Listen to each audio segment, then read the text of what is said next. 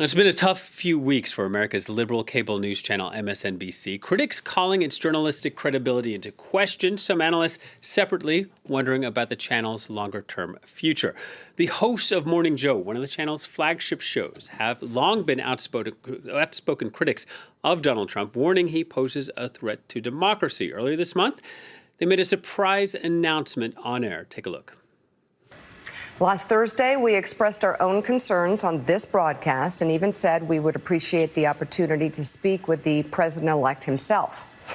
On Friday, we were given the opportunity to do just that. Joe and I went to Mar-a-Lago to meet personally with President-elect Trump. It was the first time we have seen him in 7 years. They went there, they met him, they spoke to him, but it was not an interview, not for their show. And for those asking why we would go speak to the president-elect during such fraught times, especially between us, I guess I would ask back, why wouldn't we? Because you said he was Hitler. Daily Show wasn't alone in criticizing Morning Joe. The visit heavily criticized by both of those on the right and the left for kissing Donald Trump's ring. Conservative commentators like Megyn Kelly called it nauseating. Her show put together this montage of past clips of the Morning Joe host appearing chummy with Trump. And following the announcement on Morning Joe, viewership of the show has plunged. Here's Kelly speaking. As of Tuesday, they had shaved another tens of thousands more off their already terrible numbers. In the key demo of 25 to 54-year-olds, they were down to 78,000 viewers. If you get 50 grand or under, they call them slashies. They don't give you the number. A slashie is unthinkable at Fox News. There is no show that ever gets a slashie. And MSNBC has been beyond the slashies now for a number of years. Hello, Joe and Mika. You're back to slashy land. So now you know what a slashy is. Then came the seismic announcement from MSNBC's parent company Comcast, who confirmed that it would be spinning off the channel along with others. Donald Trump Jr. posting on X, suggesting Elon Musk buy the channel. The world's richest man asking how much it cost. Podcaster Joe Rogan said he wanted Rachel Maddow's job. So what to make of this at a time when Trump has made vengeful calls for his critics, like journalists, to be prosecuted, and trust in mainstream media was already low, the industry continuing its slow, inexorable decline. Our guest is Brian Steinberg, a senior TV editor at Variety. Hello to you, Brian, and thank you for joining us. Much of this criticism we've seen of the Morning Joe is because people say they were normalizing Trump, but some defended it, saying it laid the groundwork to open channels of communication with, the president, who's going to be the most powerful person in the world. How do you see that? Is this defensible, or was this simply self-serving? I mean, it's a little bit of both, I guess. Joe and Mika are known to, want to have a show that has reception among the government in power. That is their coin and trade, quite honestly. So I'm not surprised they would, make an effort to try to open relations again with the new administration. But at the same time, they work for a network that is progressive leaning. The people who watch the show, most of the people watching the network, are looking for, reinforcing of blue state views. So when you surprise your audience by telling them this, it's not a shock to see the reaction might be a little difficult and a little unwelcoming. Yeah, and a ratings decline following a massive event like an election day is normal. MSNBC viewership down by, I think, 47% overall since November 5th. But on the other hand, Fox News channels' primetime viewership has increased by 24% since Trump's win. Why is that? Well, again, these are channels that cater to a certain slice of demographic, and the audience has a vested interest in the ins and outs of who's in power. So you see that one side is looking forward to seeing, victory and power, and the other side is hurt because their candidate did not make it in. So I think there's some fatigue and frustration on the blue side and some chop licking on the red side. Yeah, and we should say that MSNBC is not up for sale. Comcast saying it's going to spin it off. How significant was this announcement in terms of America's media landscape? Well, this is a very big deal. You're taking about 7 or 8 cable networks and separating them from NBC. Now, MSNBC and NBC News are part of the same operating unit currently. CNBC, the business news channel, MSNBC, and NBC News are all part of one operating division. If you spin off MS and CNBC, the questions are how, and you'll see MSNBC is still powered by the news gathering of NBC News. The daytime schedule is staffed by NBC News anchors. They use NBC News stories to build off their segments. So when you take out the NBC News with MSNBC, what does that look like? I'm not certain Comcast knows what that is going to be a year from now when they finally spin off the company. But it is significant. It does change and perhaps alter the economics of MSNBC. In the strategy, though, I mean, why would Comcast want to do that? Well, look, in today's world, cable networks are not doing great. People who watch TV shows don't go to cable at 8 p.m. They go to their streaming service and watch the shows as they see fit. Broadcast offers all kinds. It's a more broad-based medium. They're offering news, sports, live shows. That is still seen as a future.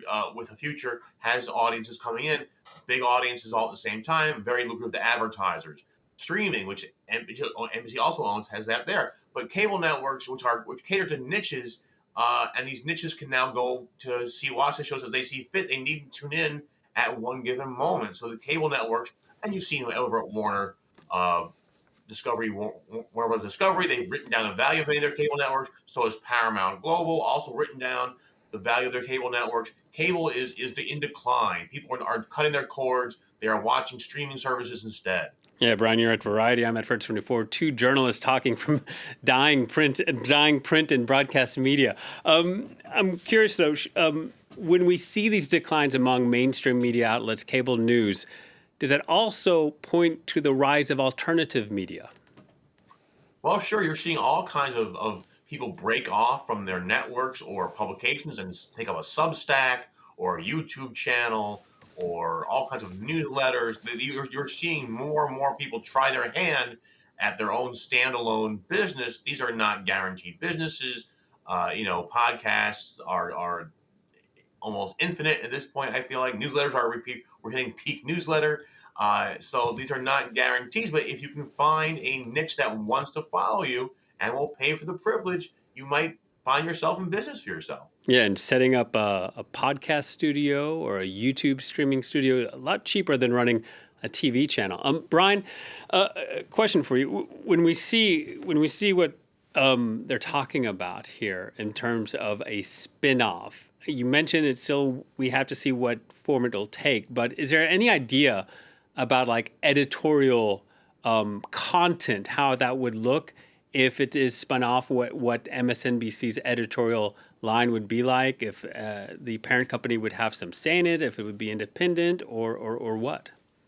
Well, I think you're asking the questions their own journalists have been asking since this news came out.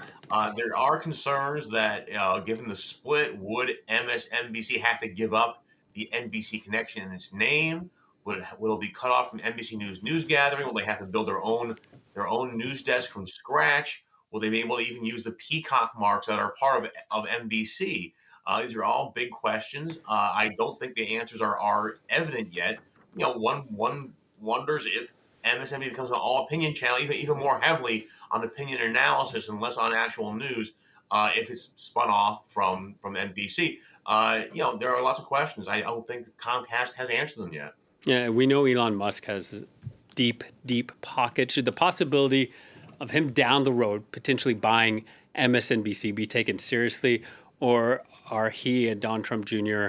and Joe Rogan just trolling MSNBC? I think that's a mix of trolling and wishful thinking. Look, the fact of the matter is the success of this new company, they need to have mass or heft, several networks, more networks. They are positioning this as a place that might buy up other media properties, and I think executives have already spoken about the idea of merging with a TV station company or a sports entity. They need to get more mass, not less. And spinning off MS, even though it's a cable network and is in decline, it is still profitable and making money. It brings in a lucrative niche of audience that advertisers want. To sell it on its own would seem a little, I don't know, it doesn't seem like it would happen. And also, I think the structure of the deal is such that they actually can't sell it for a couple of years after it goes public, or else they face severe tax hangovers. Now, Elon Musk will probably pay for all that and make everyone very happy, but I think it's more complex to sell right now than it is to stand alone. And if we do see this deal moving forward, will we see other conglomerates pursuing similar spinoffs, do you think? It's a great question. Look, you have to ask that question because cable networks are losing value. And how do you separate your, businesses in decline from businesses that might be on the rise, your streaming operations? Could Paramount or Warner also split off networks? Or could this Comcast entity become an aggregator buying up cable networks that are being cast off elsewhere? But I would think if Comcast is articulating this, that others may be contemplating similar strategies. And is there any concern or hesitation that Donald Trump might try to block such deals once he's in power?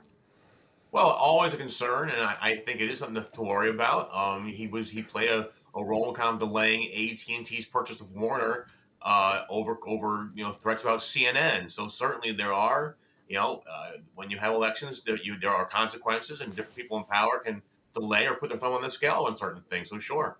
Brian, thank you very much for your time. Brian Steinberg, the senior TV editor at Variety. Thank you. For them, it was all about making the German people racially pure according to their criteria. In 1935, the Third Reich, the cradle of National Socialism, launched a birth promotion campaign, the Lebensborn. Nazi maternity hospitals scattered across Europe oversaw more than 20,000 births. Hand-picked newborns. In this case, it's noted rigorous build, Nordic type. 3 children born in this Lebensborn, but who did not correspond to these criteria, were euthanized. Used to serve the Aryan ideology, some women have had difficulty coming to terms with their role in this dark chapter. I clearly see my mother as a victim, and my grandmother especially. She was used for her womb. Watch The Nazi Master Race Babies, revisited on France 24.